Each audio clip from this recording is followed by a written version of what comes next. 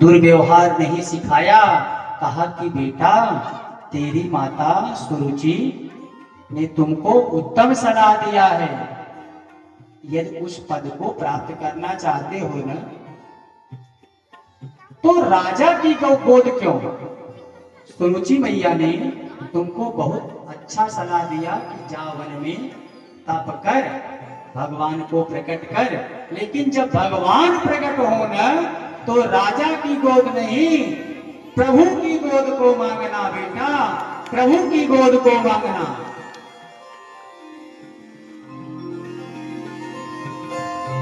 और बेटा अब जाओ, वही श्री हरि तुम्हारा मनोरथ पूर्ण करेंगे। बालक का हठ, बालक ध्रुव महल से चल दिए वन की तरफ, और जैसे ही वन की तरफ चले तो कौन आ गए परीक्षा लेने के लिए। वो तो देख रहे थे ये बालक ध्रुव वन की तरफ जा रहे हैं, तो उसी समय आ गए कौन कि श्रीमन नारायण नारायण नारायण, श्रीमन नारायण नारायण नारायण,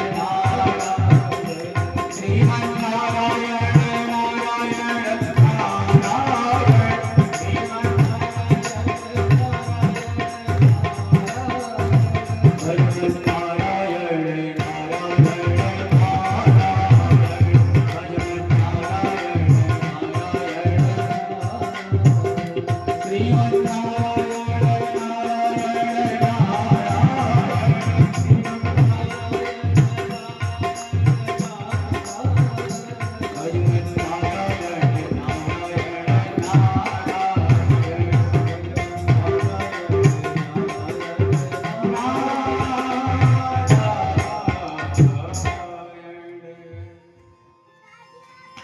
प्रेम से बोली वृंदावन बिहारी लाल की।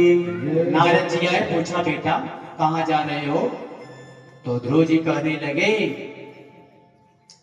कि महात्मा जी मैं वन को जा रहा हूँ तपस्या करने के लिए। कहा बेटा अभी तो तुम्हारा खेलने कूदने का समय है, 5 वर्ष की आयु है, आप कहाँ जा रहे हो, ऐसे क्या तपस्या 5 वर्ष में करना। कहा कि महात्मा जी हमारी जो विमाता है ना उन्होंने मेरा अपमान कर दिया।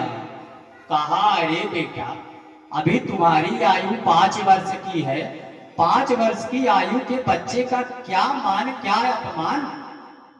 अभी तुम इतने बड़े तो हुए नहीं कि तुम्हारा अपमान हो गया।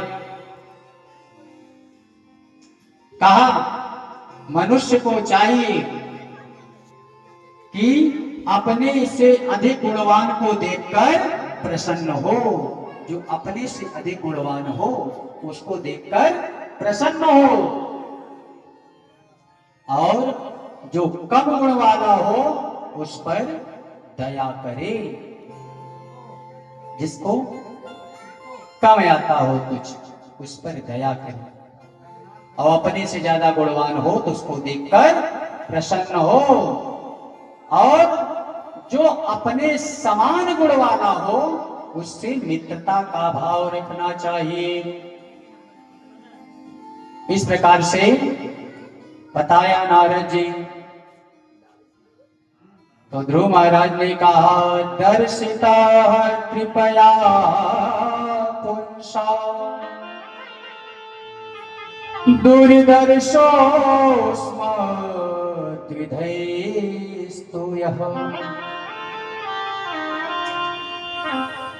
कहा कि महात्मा जी मुझ जैसे अज्ञानियों की दृष्टि वहां तक तो पहुंच नहीं पाती।